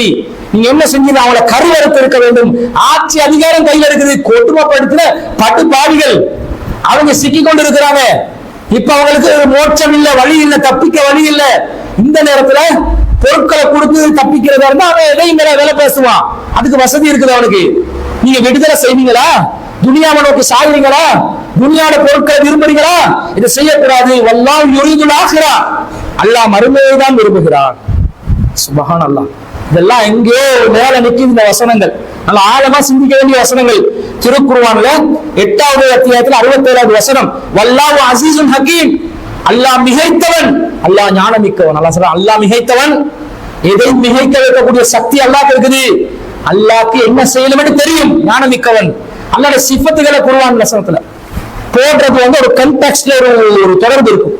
அல்லாஹ் எப்ப சிஃபத்துகளை போட்டு முடிப்பான் பாருங்க, வல்லாஹு ஹபீருன் அலீம், வல்லாஹு அல்லாஹு ரஸாக், அப்படியே கொண்டு வருமே. இந்த எல்லா சிஃபத்துகளும் அல்லாஹ் ஹுவல் கஃபூருர் ரஹீம், கஃபூர் ரஹீம் வரும் என்றால் அதுக்கு முன்னாடி தௌபா சம்பந்தப்பட்டதோ அல்லாஹ்வுடைய கருணையை வெளிப்படுத்துறது சம்பந்தப்பட்டதோ ஒரு மேட்டர் ஒன்று இருக்கும். அந்த இடத்துக்கு தான் அந்த சிஃபத் அல்லாஹ் போடுவான். அல்லாஹ்வுடைய சிஃபத் பயன்படுத்துறதெல்லாம் குர்ஆன்ல அந்தந்த இடத்துல அந்தந்த தகுதிக்கு ஏற்ற மாதிரி பயன்படுத்துவான். இந்த இடத்துல அசீஸ் என்ற சிஃபத்தை அல்லாஹ் பயன்படுத்துறான். அல்லாஹ் மிகைத்தவன் எதையும் முறியடிச்சு செல்லக்கூடிய சக்தி ஆற்றல் உண்டு. அதனால ஆகிரத்துல வேணும். இங்க சரி வராது, இது சரியே வராது, இது நபிக்கு தகுதி இல்லாத ஒரு வேலையை செஞ்சீங்க என்றெல்லாம் கண்டிக்கிறான். நபியா இருந்தாலும் அல்லாஹ்வுடைய கோட்டுக்குள்ளதான் இருக்கணும். கோட்டெல்லாம் நீதிமன்றம் இல்ல, அல்லாஹ் வச்ச அந்த வரம்புக்குள்ள இருக்கணும். அல்லாஹ்வுடைய வரம்பை மீறி வரம்பை தாண்டி ஒரு நபியும் செல்ல முடியாது என்று சொல்லக்கூடிய ஒரு மார்க்கத்தில் இருக்கிறோம். இதை பார்க்கிறோம். அப்ப அல்லாஹ் கேட்கிறான், மேலும் கேட்கிறான், லௌலா கிதாபுன் மினல்லாஹி சபக, அல்லாஹ் தஆலா ஒரு விதியை எழுதி விட்டார். அந்த விதி மாத்திரம் இல்லாவிட்டால் லமஸ்ஸகும் ஃபீமா அஹத்தும் அஸாபுன் அலீம், நீங்க எடுத்த அந்த நஷ்டஈடு தொகைக்காக உங்களுக்கு மகத்தான தண்டனையை தந்திருப்போம் என்றான் அல்லாஹ். கடும் வார்னிங் இது. ரசூலுல்லாஹ்க்கு வந்த கடுமையான அலாரம் இருப்பாங்களா ரசூலுல்லாஹ்? இதுக்கு தான் கண்ணீர், இந்த வார்னிங் இதுக்கு தான் கண்ணீர். அல்லாஹ் சொல்றான், ஃபகுலு மிம்மா கனிம்தும் ஹலாலன் தய்யிபா, நாங்க உங்களுக்கு கனிமத்த பொருட்களாகவோ அல்லது உங்களுக்கு நாங்க ஏற்படுத்தி இருக்கக்கூடிய வசதிகள்ல ஹலாலன் தய்யிபா, தய்யிபான ஹலாலானதை சாப்பிடுங்க. வத்தகுல்லாஹ, அல்லாஹ்வை அஞ்சி கொள்ளுங்கள். இன்னல்லாஹ கஃபூருர் ரஹீம், அல்லாஹ் மன்னிக்கிறவன் நிகரற்ற அன்புடையவன். அல்லாஹ்வை பயந்து நடங்கன்றான் அல்லாஹ். அப்போ லேசப்பட்ட விஷயம் இல்ல. இறை தூதரா இருந்தாலும் அல்லாஹ்வுடைய சன்னிதானத்துல அல்லாஹ் ஒரு கோட்டை கீழ்த்திட்டாங்க, அதை தாண்டி போயிட முடியாது. யோசனையோட நடந்து கொள்ளணும் என்றது இதுல இருந்து விலகுது. அப்ப பிணை தொகை பெற்றதாக வருது. இது பத்ர் போர் கைதிகள்ல நடந்த விஷயம். இந்த பத்ர் போர்ல கலந்து கொண்ட சஹாபாக்களுக்கு ஏராளமான சிறப்புகள் இருக்கிறதா நேற்றைய தினமும் நான் சொன்னேன். அந்த சிறப்புகள் சம்பந்தமாக எப்படி வருதுன்னு சொன்னா, உம்மு ஹாரிசா என்று சொல்லக்கூடிய ஒரு பெண்மணி நபிகள் நாயகம் ஸல்லல்லாஹு அலைஹி வஸல்லம் கிட்ட வர்றாங்க. வந்து சொல்றாங்க, அழுது கொண்டு ரொம்ப கவலைப்பட்டு, அவருடைய மகன் இந்த போர்க்களத்துல வந்து மரணித்து விட்டார், ஷஹீதாக்கப்பட்டு விட்டார்.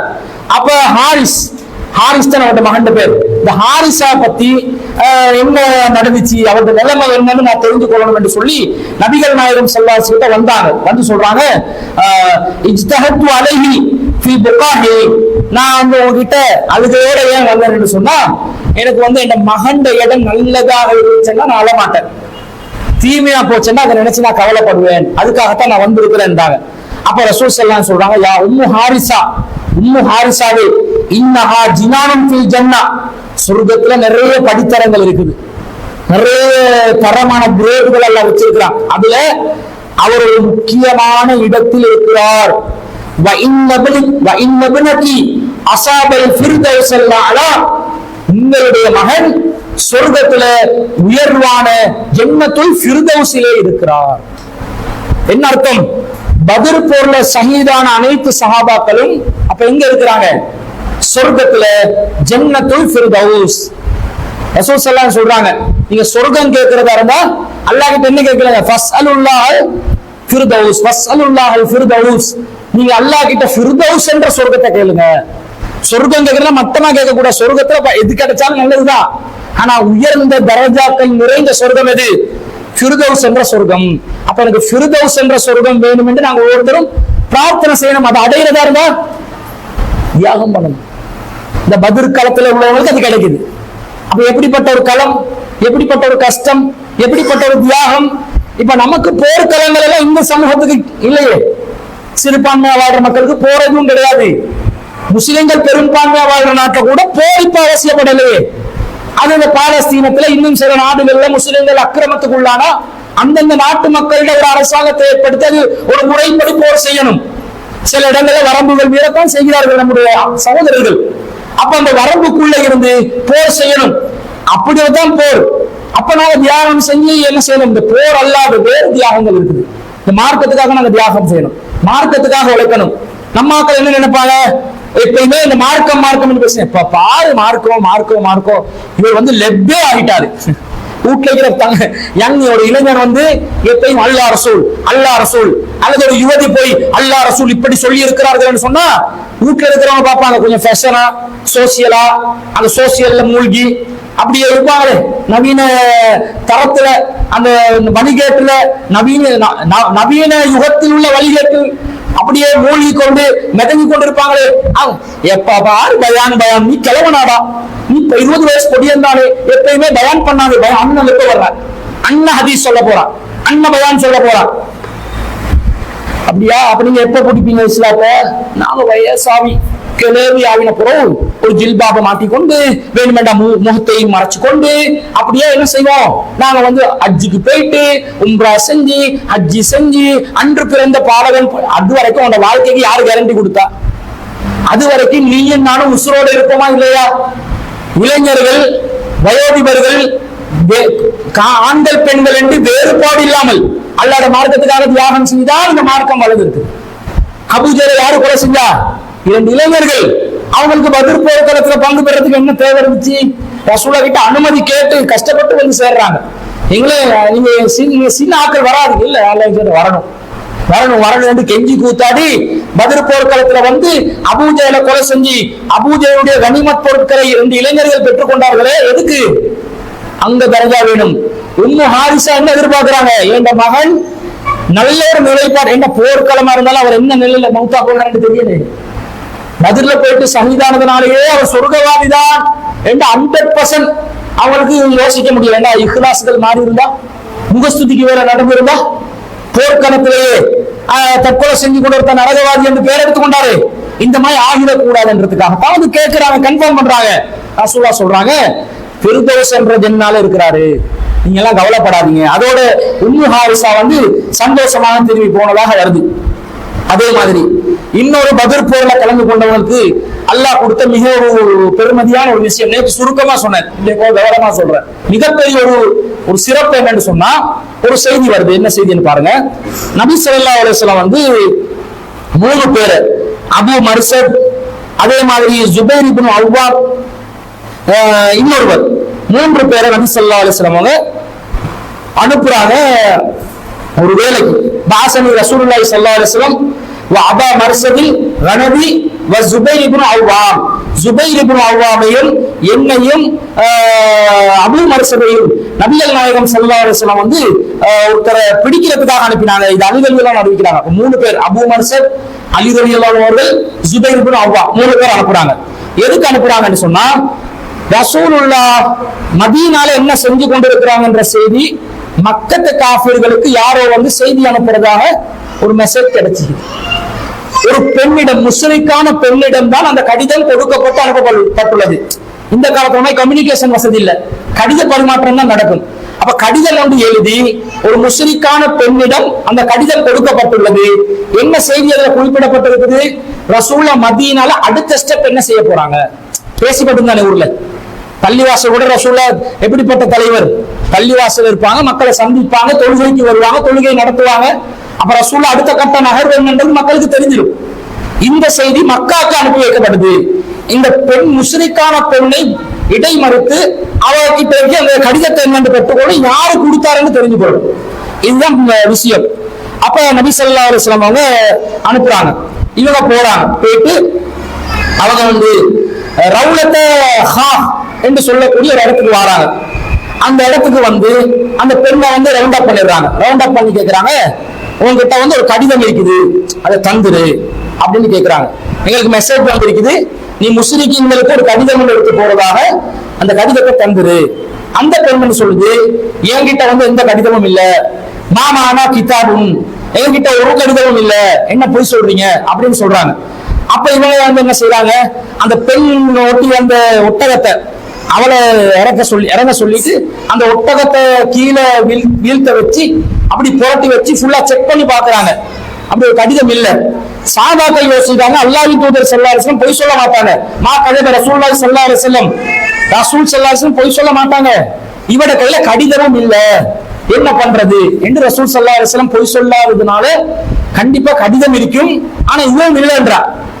அதோட சாபாக்கள் கொஞ்சம் யோசிக்கிறாங்க. யோசிச்சு சொல்றாங்க, ஓ ஆடையை நாங்க செக் பண்ணணும், நாங்களாம் கைவிட்டு செக் பண்ண மாட்டோம், நீனா உங்க ஆடைக்குள்ள ஒழிச்சு வச்சிருக்கிற கடிதத்தை தந்துரு, இல்லனா வரம்பு மீற வேண்டி வந்துடும், இல்லனா அவுத்து போட்டு தான் எடுக்க வேண்டி வந்துடும். அப்படித்தானே? இப்ப செக் பண்ணணும். நீனா தந்துருந்தோடனே அவர் தன்னுடைய இடுப்புக்கு கீழே இருந்து எங்க வச்சிருக்கிறான்னு பாருங்க கடிதத்தை, இடுப்புக்கு கீழே இருந்து அந்த கடிதத்தை எடுத்து தந்தார். எடுத்து தந்த உடனே விஷயம் சரி, அவ ஏசி போட்டு அவன் ஒரு இடைத்தரகர் தானே, அவ ஏசி விரட்டி போட்டு முஸ்லிக்கும் தானே, ஏசி விரட்டி போட்டு கடிதத்தை யார் எழுதியிருக்கிறார் செய்தியை பார்த்தா கடிதம் எழுதியிருக்கிறாரு ஹாத்திப் பின் அபி பல்தா என்று சொல்லக்கூடிய ஒரு நபித்தோழர். இவர் வந்து பத்ர் போர் களத்துல கலந்து கொண்ட ஒரு நபித்தோழர். இப்படி விஷயம் பாருங்க, யாரை எதிர்பார்க்கலாமா? நடக்குமே நினைக்கலாமா? சஹாபாக்களுடைய காலத்திலே இப்படி நடந்துக்குதுன்னு சொன்னா, இந்த காலத்துல நாங்க ஜமாத் நடத்தும் போது சில செய்திகள் நாங்க இது ஒரு தேச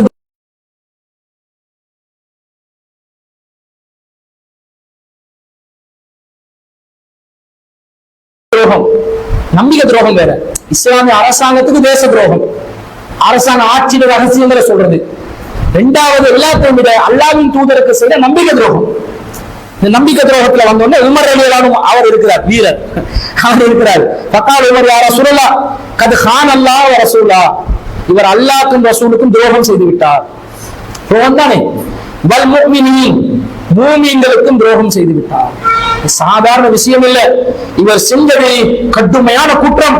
ஃபதஅனி ஃபல்அல்ரிப உல்கஹு, என்கிட்ட விட்டுருங்க, அவட களத்தை நான் சீவுவேன். அவன்ட களத்தை தான் சீவு. அவர் அந்த சமூகத்திலிருந்து வந்தவர் தானே, ஏற்கனவே வீரம் அந்த எல்லா அந்த செல்ஸ் மேலுக்குள்ள ஓமன் எல்லாம் இருக்கத்தான் செய்யும். ஆனா இது அவர் கோபப்படுற இடங்களை கொஞ்சம் பாருங்க. உமர் ரலியின் கோபம் கொண்டே ஒரு தலைப்படுக்கலாம், கடுமையான நியாயங்கள் இருக்கும் அந்த கோபத்துல. இந்த இடத்துல ஒரு கோபப்பட்டது சரிதானே. துரோகம் செஞ்சா என்ன செய்வாங்க? நம்ம நாட்டுல யாராவது தேச துரோக குற்றம் செஞ்சா என்ன செய்வான்? தூக்கி பால் ஊட்டி சோறு ஊட்டி ஆளாக்கி வளர்த்தெடுப்பானா? இல்ல, காலத்துக்கு மரண தண்டனை தான். தேச துரோகிகளுக்கு தீவிரவாத தடுப்பு சட்டம் என்ற சட்டத்தை PTN நம்ம கொண்டு வந்திருக்கிறார். அதுல சாதாரண ஒரு விஷயத்துல தேச துரோக குற்றத்துக்கு சம்பந்தப்பட்டதாக சந்தேகப்பட்டாலே தூக்கி உள்ள போட்டு வைக்கலாம். முழு சுதந்திரமும் பறிச்சிருவாங்க, பிரஜா உரிமை மறுத்துருவாங்க, ரத்து செஞ்சிருவாங்க. அந்த அளவுக்கு கடுமையா இந்த நவீன காலத்துல யோசிக்கிற நேரத்துல சட்டத்தின் ஆதிக்கம் இல்லாத காலம், சட்டம் மேலோங்காத காலம். இன்னைக்கு சட்டத்தில் ஆதிக்கம் இருக்குது. நினைச்சதெல்லாம் நினைச்சவனுக்கெல்லாம் செய்ய இயலாது. என்னதான் செஞ்சாலும் ஒரு உச்சகட்டத்தில் என்ன செய்யும்? சட்டம் வந்து மேல நிற்கும், பிடிச்சு நிற்கும். அது உலக மக்கள் அனைவரும், எல்லா நாடுகளும் ஒப்பந்தம் செஞ்சு மனித உரிமை ஆணைக்குழுக்கள், சர்வதேச மனித உரிமை ஆணையம் எல்லாம் முடிவு செஞ்சு சட்டத்துல மனுஷன் உரிமையை மீற மாதிரி வந்துடக்கூடாது. அப்ப சட்டத்தின் ஆதிக்கம் மேல நிக்கணும் என்ற மாதிரி ஒரு நிலைப்பாடு எடுத்திருக்கிறாங்க. இந்த இரண்டாம் உலக யுத்தத்துக்கு பிறகுதான் அது 1950 தான் எடுத்தாங்க. ஆனா ரசூல் ஸல்லல்லாஹு அலைஹி வஸல்லம் எப்ப பேசுறாங்க? இது 1445 வருடங்களுக்கு முன்பதாக. மனித உரிமை சர்வதேச அதாவது தேச துரோக குற்றம் செய்து விட்டார், இவருடைய களத்தை வெட்டணும் என்று சொல்லும் போது ரசூலை நிறுத்துறாங்க. கொஞ்சம் இருங்க, அவர்கிட்ட கேட்கிறாங்க, மா ஹமலக, என்ன ஆட்சி, ஏன் இப்படி செஞ்சீங்க ஹாத்திமே என்று கேட்கிறாங்க நபி ஸல்லல்லாஹு அலைஹி வஸல்லம். ஹாத்திமே ஏன் இப்படி செஞ்சீங்க, என்ன காரியம் என்று கேட்கிறாங்க. அப்ப அவர் சொல்கிறார், கால ஹாத்திப் வல்லாஹி மாபி அல்லாஹ் அகூன முஃமினன் பில்லாஹி வ ரசூலிஹி ஸல்லல்லாஹு அலைஹி வஸல்லம், அல்லாஹ்வின் ரசூலை நான் நம்பிக்கை கொள்ளாத காரணத்தினால் இப்படி செய்யவில்லை. அல்லாஹ் மீது சத்தியமாக, அரத்து ஐ அகூனலி இந்தல் கௌமி யதும், முஸ்ரிக்குகள் மத்தியிலே எனக்கு ஒரு பலம் உருவாக வேண்டும் என்று நான் நினைத்தேன். எனக்கு ஒரு உதவி, எனக்கு ஒரு சப்போர்ட் கிடைக்கணும் என்று நினைச்சேன். ஏன் என்று சொன்னா, யத்ஃபஉல்லாஹு பிஹா அன் அஹ்லி வ மாலி, என் குடும்பமும் என்னுடைய சொத்துக்களும் மக்கால இருக்குது, அதை வந்து பாதுகாக்கிறதுக்கு, அதை மெயின்டைன் பண்றதுக்கு, முஸ்லிம்கள் அதை அபகரிக்க கூடாது என்பதற்காக அதை வந்து அங்க எனக்கு ஒரு சப்போர்ட் கிடைக்கணும்னு நினைச்சேன். வலைஸ அஹதும் மின் அஸ்ஹாபிக இல்லா லஹு ஹுனாக மின் அஸீரத்தின் யத்ஃபஉல்லாஹு பிஹி அன் அஹ்லிஹி வ மாலிஹி, எனக்கு அவங்களை தவிர என்னுடைய தோழர்கள் யாருமே என்னுடைய குடும்பத்தையும் சொத்தையும் பாதுகாக்கிறதுக்கு அங்க இல்ல, அதனாலதான் இந்த சைட் சப்போர்ட் வேலையை செய்யறாங்க. அப்ப நபிகள் நாயகம் ஸல்லல்லாஹு அலைஹி வஸல்லம் வந்து என்ன சொல்றாங்க? ஃபகால நபி ஸல்லல்லாஹு அலைஹி வஸல்லம் ஸதக, அவர் உண்மையை சொல்லிட்டாரு. வலா தகூலு லஹு இல்லா கைரா, அவருக்கு யாருமே நல்லதை தவிர கெட்டதை எதையும் சொல்லிடாதீங்க. அவருடைய விஷயத்துல யாராவது ஏதாவது பேசுறதா இருந்தா நல்லதையே பேசுங்க. உடனே சஹாபாக்களுக்கும் ரசூலுல்லாஹ் வாய்க்கு அணைய கட்டி விடுறாங்க. என்ற ஒரு தேச துரோகி என்று துரோகி என்று பேச ஆரம்பிச்சுட்டாங்கடா. ஒரு சொன்னது உண்மை, காரணம் உண்மை. அவர் முனாஃபிக் ஆனதுனால இதை செய்யல, அவர் மூமினாகத்தான் இருக்கிறார். என்றாலும் அவர் செஞ்ச இந்த காரியம் அவருடைய குடும்பத்துக்காக நினைச்சு செஞ்சிட்டாரு, தப்பான காரியம் தான். அவரை யாருமே நல்ல விஷயம் நல்லதாவே அவரை பேசுங்க, தவறா பேசியாதீங்க அப்படின்னு சொல்றாங்க. சொல்லிட்டு ரசூல் ஸல்லல்லாஹு அலைஹி வஸல்லம் சொல்லும் போது நம்மடாலும் சும்மா இருப்பாரா? இருக்க மாட்டாரு. அவரை நம்ம ஃபகால உமர் இன்னஹு கத் ஹானல்லாஹு வ ரசூலுஹு வல் முஃமினீன், அல்லாஹ்வின் தூதரே, அவர் அல்லாஹ்வின் ரசூலை மூமின்களுக்கு துரோகம் செய்திருக்கிறார். ஃபதஅனி ஃபலி அர்பவுனகு, அவருடைய கழுத்தை வெட்டவும் விட்டுருங்க என்கிட்ட. அவர் பிடியில நிக்கிறார். அப்பத்தான் நபிகள் நாயகம் ஸல்லல்லாஹு அலைஹி வஸல்லம் பத்ர் வாசிகள் சம்பந்தமாக ஒரு செய்தி சொல்கிறார்கள். ஃபகால அலைஸ மின் அஹ்லி பத்ரின், அவர் பத்ர் வாசிகளில் ஒருவர் இல்லையா, பத்ர் போரில் கலந்து கொண்டவர் இல்லையா? ஃபகால லஅல்லல்லாஹ இத்தலஅ இலா அஹ்லி பத்ரின், அல்லாஹ் தஆலா பத்ர் வாசிகளுக்கு நீங்க வேண்டியதை செய்யுங்க அல்லாஹ் சலுகை அளித்து விட்டானே. ஃபகால இஅமலு மா ஷிஅதும் வகத் வஜபத் லகுமுல் ஜன்னah, உங்களுக்கு சொர்க்கத்தை நான் கடமையாக்கிட்டேன், எனவே நீங்க விரும்பினதை செய்யுங்க என்று அல்லாஹ் சொல்லவில்லையா? அந்த சலுகை அல்லாஹ் கொடுக்கலையா?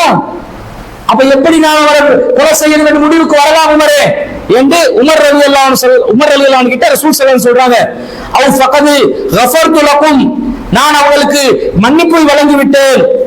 அந்த டைம்ல இப்படி சொன்ன உடனே ஃபதமாத் ஐனா உமர், உமருடைய கண்கள் எல்லாம் கண்ணீர் வடித்தன. வகாலல்லாஹு வ ரசூலுஹு அலம், அல்லாஹ்வும் அல்லாஹ்வுடைய தூதருக்குமே அதிகம் தெரியும் என்று உமர் ரலியல்லாஹு அன்ஹு அனுமதி நிப்பாட்டினாங்கன்னு வருது. என்ன சொல்றாங்க? இவர் பத்ர் வாசிகள்ல ஒருவர்.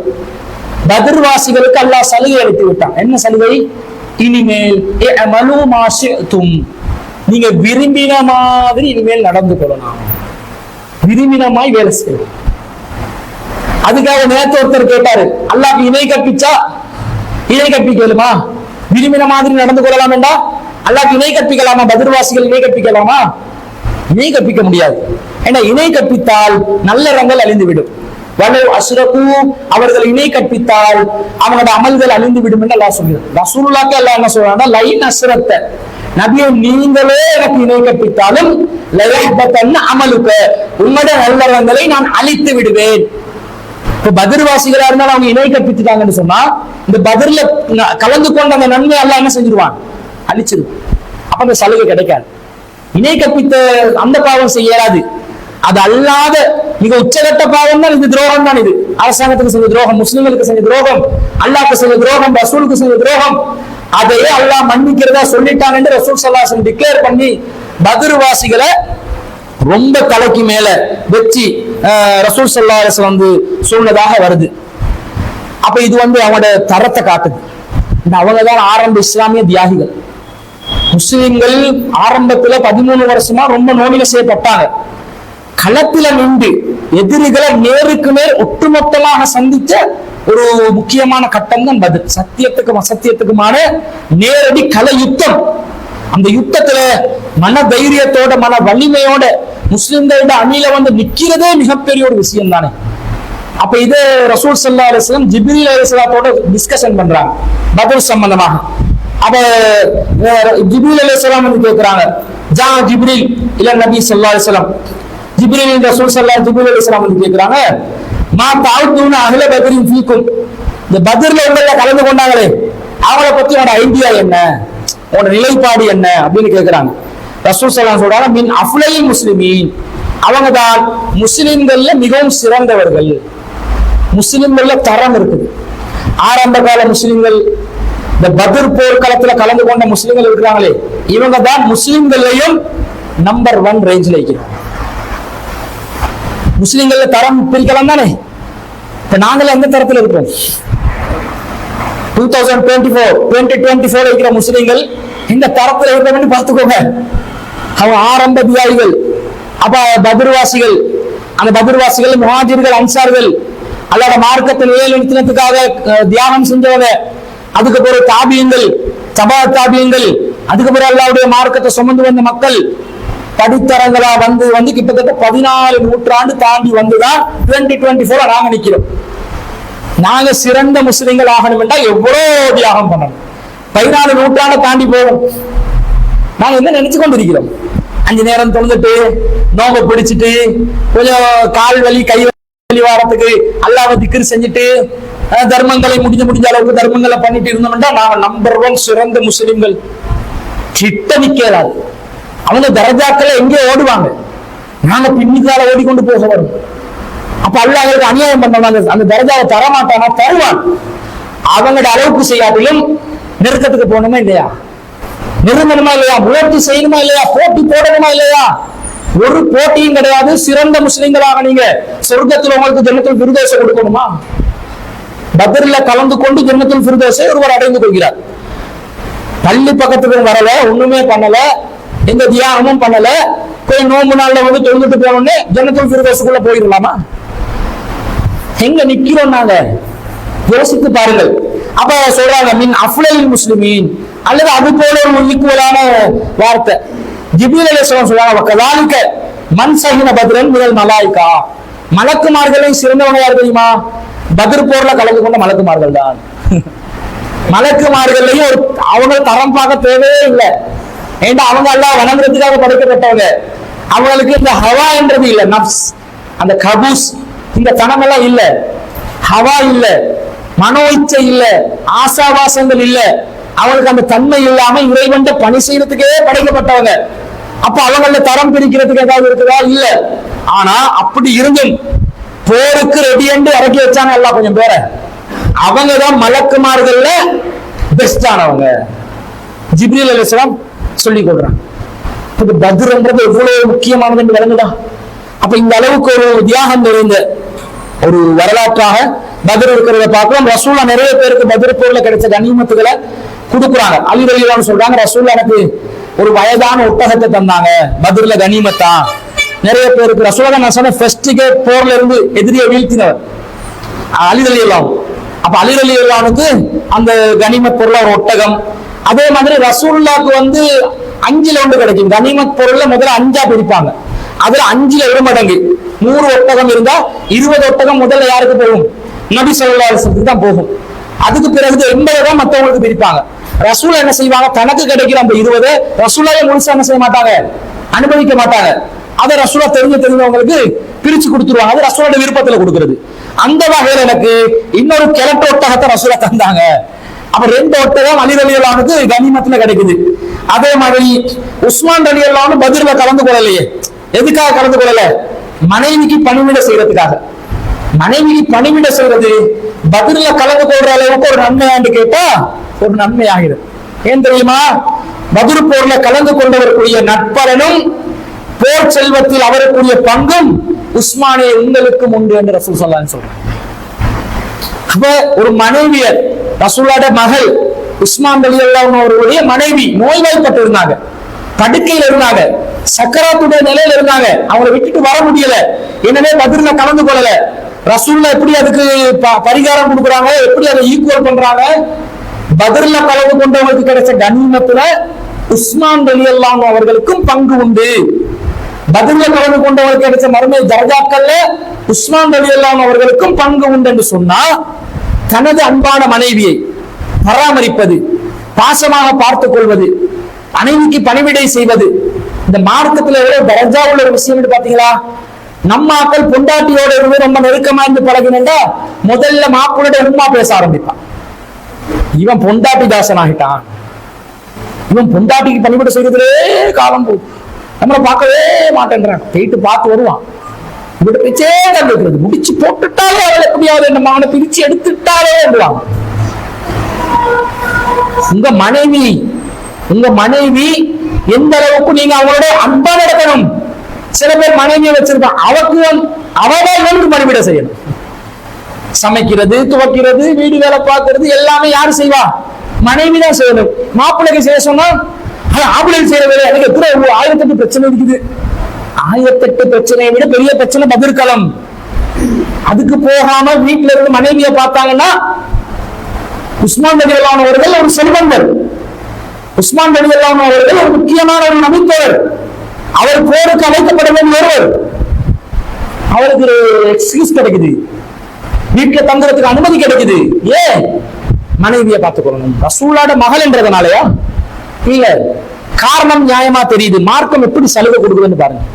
அப்ப ஒரு மனைவியோட நாங்க அன்பா பாசமா அவங்களுக்கு பணிவிட செஞ்சு அவங்களோட நெருக்கமா இருந்து நாங்க அவங்களுக்கு ஹிதுமத் செஞ்சோம் வைங்க, அதுல கிடைக்கிற தரஜா அல்லாஹ் நாடினால் பத்ர்ல கலந்து கொண்ட சஹாபாக்கள் கொடுக்கிற அந்த பரிசுக்கு சமமான கூலிக்கு சமமான கூலி கூட அல்லாஹ் கொடுக்கலாம். உஸ்மான் ரலியல்லாஹு அன்ஹு அவர்கள் வாழ்ந்த காலத்துல என்றதுனால சொல்றாங்க, நமக்கு அந்த அளவுல நன்மை கிடைக்காவிட்டாலே மிகப்பெரிய ஒரு பாக்கியமான ஒரு விஷயமாக இதையும் பார்க்கிறோம். அடுத்தது இந்த பத்ர்ல பிசிக்கலி நாங்க இதை அனலைஸ் பண்ணி பார்த்தோம். முஸ்லிம்களோட படை வீரர்கள் 313, அதுல 3 பேருக்கு ஒரு ஒட்டகம், ஒரே ஒரு குதிரை வீரர். ரொம்ப கஷ்டமான நெருக்கடியான நேரம், நோன்பு காலம் வேற, நோன்பு பிடிச்சு வேற இருக்கக்கூடிய ஒரு நிலையில முஸ்லிம்கள் எதிரிகளை எதிர்கொள்கிறார்கள். காஃபிர்களுடைய நிலை என்ன? அவனுக்கு நோன்பு இல்லை, ஒண்ணும் இல்லை. 1000 படை வீரர்கள், குதிரைகள், ஒட்டகங்கள், என்னென்னலாம் அவங்களுக்கு போருக்கு தேவையான எல்லா தளவாடங்களையும் வச்சிருந்தாங்க. அப்ப எல்லாத்தையும் வச்சு அவங்களை குசிப்படுத்த மகிழ்விக்கிறதுக்கு பெண்களையும் அழைச்சி வந்து மிகப்பெரிய ஒரு பிரம்மாண்டமான ஒரு வீரா போல ஒரு மமதையோட ஒரு குல பெருமையோட களத்துல நிக்கிறாங்க. இந்த 2 அணியில பிசிக்கலி பார்த்தா முஸ்லிம் அணிகள் தோல்வி அடைய வேண்டும். ஆனால் முஸ்லிம் அணிகள் வெற்றி அடைந்தார்கள். எதிரிகளை வீழ்த்தினார்கள், எதிரிகளை புறமுதுகு காட்டி ஓடச் செய்தார்கள், முக்கியமான முஸ்லிம் தலைவர்களை வீழ்த்தினார்கள். சாதாரண சஹாபிகள் எல்லாம் பெரும் பெரும் தலைகளை உருட்டி எடுத்தாங்க, புறமுதுகு காட்டி ஓடுற அளவுக்கு. பத்ர் போர்ல பட்ட தோல்வி குறைஷிகளுடைய அந்த குல பெருமையும் அந்த காபிர்களுடைய அந்த கௌரவத்தை அப்படியே குழி தோண்டி புடைச்சிச்சு, அந்த அளவுக்கு அடி. அப்படி இருந்த நேரத்துல முஸ்லிம் அணி வெற்றி பெற்றார்கள் என்றால் அதுக்கு காரணம் வேற ஒண்ணுமே கிடையாது. அல்லாஹ் மேல உள்ள தவக்கல், நம்பிக்கை, சத்தியத்துக்கு அல்லாஹ் வெற்றியை தருவான் என்ற அந்த எண்ணம், சஹாபாக்களுடைய தியாகம், ஷஹீதானாலும் பரவாயில்லை, இந்த மார்க்கத்துக்காக உயிரை கொடுத்தாவது இந்த மார்க்கத்தை நிலைநாட்டணும் என்ற உணர்வு. முஸ்லிம்கள் ரசூல் ஸல்லல்லாஹு அலைஹி வஸல்லம் அந்த போர் நெருக்கி ரசூல் ஸல்லல்லாஹு அலைஹி வஸல்லம் கட்டளைகளுக்கு கட்டுப்பட்ட அந்த கட்டுப்படுதல், அந்த தன்மை, கட்டுப்படும் தன்மை, இது போன்ற விஷயங்கள் தான் பத்ரிலே முஸ்லிம்களுக்கு வெற்றியை தந்திருக்குது.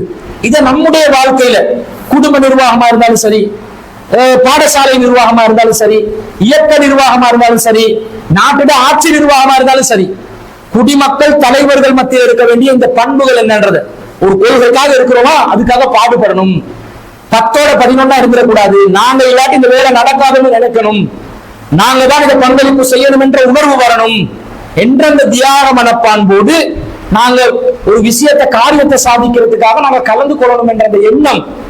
நாங்க என்னதான் பாடுபட்டாலும் அல்லாஹ் வானவர்களை வச்சாவது நமக்கு உதவி செய்வான் என்ற அந்த அசைக்க முடியாத நம்பிக்கை, அல்லாஹ்வுடைய அந்த அந்த அல்லாஹ்வுடைய அந்த பவர் மேல, அல்லாஹ்வுடைய அந்த ஆற்றல் மேல வச்சிருக்கக்கூடிய அந்த உறுதியான நம்பிக்கை, இந்த சத்தியம் வெல்லும் என்ற அந்த உறுதியான நம்பிக்கையோட நாங்க களப்பணியாற்றினோம் என்று சொன்னா கண்டிப்பாக அல்லாஹ்வுடைய உதவி நமக்கு வந்து சேருமே என்றதுல எந்த ஒரு மாற்று கருத்தும் இல்லை. அல்லாஹ் தஆலா சொல்றான், வலக்கது நஸரக்குமுல்லாஹு பிபத்ரின், பத்ரிலே அல்லாஹ் உங்களுக்கு உதவி செய்திருக்கின்றான். அல்லாஹ் உதவி செஞ்சானா இல்லையா? எப்படிப்பட்ட உதவி? எதிர்பார்க்க முடியாத அளவுக்கு வெற்றி, எதிரிகள் தான் வெல்வார்கள் என்ற ஒரு நிலை, ஒரு தோல்வி அவங்களுக்கு. அல்லாஹ் சொல்கிறான், வலக்கது நஸரக்குமுல்லாஹு பிபத்ரின், பத்ரிலே அல்லாஹ் உங்களுக்கு உதவி செய்திருக்கின்றான். வஅன்தும் அனில்லா, நீங்கள் ரொம்ப சிறுமையாக இருந்தீர்கள், ரொம்ப குறைவான எண்ணிக்கையில் இருந்தீர்கள், சிறுமைப்பட்ட நிலையில், இழிவுபடுத்தப்பட்ட நிலையில், குறைந்த எண்ணிக்கையுடன் இருந்த நேரத்தில் அல்லாஹ் உங்களுக்கு உதவி செய்தான். தவக்கலுன் ஃபத்தகுல்லாஹ, அல்லாஹ்வை அஞ்சுங்கள், லஅல்லகும் தஷ்குரூன், நீங்கள் அல்லாஹ்வுக்கு நன்றி செலுத்தக்கூடியவர்களாக இருங்கள் என்றான். அல்லாஹ்வுக்கு நன்றி செலுத்துங்க, அல்லாஹ்வை அஞ்சுங்க. உங்களோட எண்ணிக்கை, கூட்டத்துல எண்ணிக்கை அவசியம் இல்லை, காரியத்தை எல்லாம் சாதிக்க வைப்பான் என்ற அந்த உறுதியான ஒரு ஈமானிய பாடம் நமக்கு இந்த பத்ர் வரலாற்றுல கிடைக்குது. அது நம்முடைய வாழ்க்கையில எங்களுக்கு இப்ப என்ன கடமை என்று சொன்னா, நாடு பிடிக்கிறது, ஆட்சி பிடிக்கிறது, காபிர்களை கொலை செய்யறது, மட்டம் தட்டுறது, அவனை ஒதுக்குறது இல்ல. ஒரே இலக்கு தான் நமக்கு, என்னது? சத்தியமான இந்த கருத்துக்களை முஸ்லிம் அல்லாஹ்வுக்கு போய் சேர்க்கணும், முஸ்லிம்களுக்கு சேர்க்கணும். இதுதான் நம்முடைய இலக்கு. முஸ்லிம் சமூகத்தை திருத்தி பண்படுத்தி சீராக்கி அவங்களை சரி கட்டி எடுக்கிறதா இருந்தா கியாமத் நாள் மட்டும் நம்முடைய ஒரு மாதிரியா தான் இருப்பான், ஒரு வாக்குல தான் போவான். அப்ப மெசேஜ் பாஸ் பண்ற, டெலிவரி பண்ற அந்த வேலைய இஸ்திகாமத்தா உறுதியா நாங்க செஞ்சு கொண்டே போகணும். இல்லாட்டி நம்மட பரம்பரை அடுத்த ஜெனரேஷன் கொஞ்சம் ஒரு 5 வருஷம் ஒரு சின்ன ஒரு பின்னடைவு ஏற்பட்டதுல நம்ம குடும்பத்தினுடைய மார்க்க தரம் எப்படி போச்சு, என்ன நிலைமைக்கு ஆளாவுச்சு, மார்க்கத்துடைய பற்று எங்க போச்சு, கொள்கையுடைய உறுதிப்பாடு எங்க போச்சு, அப்படியே பறக்குது, எல்லாம் பறந்து போகுது. அப்ப அது அப்படியே நம்ம இந்த பணியை செய்யாம விட்ட வேண்டாம், அடுத்த ஜெனரேஷன் எல்லாம் நாசமா போயிடுவாங்க. அதை நினைச்சு ஆரம்பத்துல எந்த உறுதியோட இஸ்திகாமத்தோட இந்த மார்க்க விஷயங்களை நாங்க எத்தி வச்சோம், அதே உறுதிப்பாடோட அதே தியாகத்தோட இந்த மார்க்கத்தை கொண்டு போய் சேர்க்கிற பணியை மட்டும்தான் நம்ம செய்யணும். வேற ஒண்ணும் இல்லை. நீ சண்டை பிடிக்கலாம் தேவையில்லை, உங்களுக்கு காயமெல்லாம் படாது. நீ ஜனநாயக நாடு, உரிமைகள் வழங்கப்பட்டிருக்குது, சட்டம் தெரியும், சட்டத்தில் உள்ள சலுகைகள் என்னன்னு தெரியும், சுதந்திரத்தை அவனும் தந்தும் இருக்கிறான், அவன் தர்றான், செய்யுங்கடா, ஏன் செய்யாம இருக்கீங்கன்னு கேட்கிறான். ஆனா நாங்க பின்வாங்கி பயந்து பயந்து பயந்து போலீஸ், கோர்ட்டு, நீதிமன்றம், சிஐடி, டிஐடி, எஃப்சிஐடி இப்படியே இருக்க வேண்டி வைங்க, அடுத்த ஜெனரேஷன் ராங் சைட் போயிட்டுருவாங்க. அப்ப பயப்படாம நின்று அல்லாஹ்வுடைய மார்க்கத்துக்காக உறுதியோட நின்று இந்த சத்தியத்தை நிலைநாட்டுற பணியில அடுத்தவங்களுக்கு மெசேஜ் எத்தி வைக்கிற இந்த காரியத்துல சோர்வடையாமல் தோல்வடையாமல் நாங்க புத்துணர்ச்சியோட விவேகத்தோட ஒரு உறுசுறுப்போட இந்த பணிகளை நாங்க செய்யணும் என்றதும் இந்த பத்ர்ல நமக்கு கிடைக்கிற ஒரு படிப்பினையாக இருக்கிறது. வல்ல ரஹ்மான் நம் அனைவரையும் பத்ர் சஹாபாக்கள் எப்படி இந்த இஸ்லாத்திற்காக தியாகம் செய்து இஸ்லாத்தை நிலைநிறுத்தினார்களோ அது போன்று இந்த மார்க்கத்தினுடைய சத்தியத்தை எதிர்கால சந்ததிகளுக்கு நிலைநிறுத்தக்கூடிய அந்த பாக்கியத்தை நம் மூலமாக அல்லாஹ் ஏற்படுத்துவானாக என்று கூறிக்கொண்டு விடை பெறுகிறேன். வாஹிரு தவானா அல்ஹம்துலில்லாஹ்.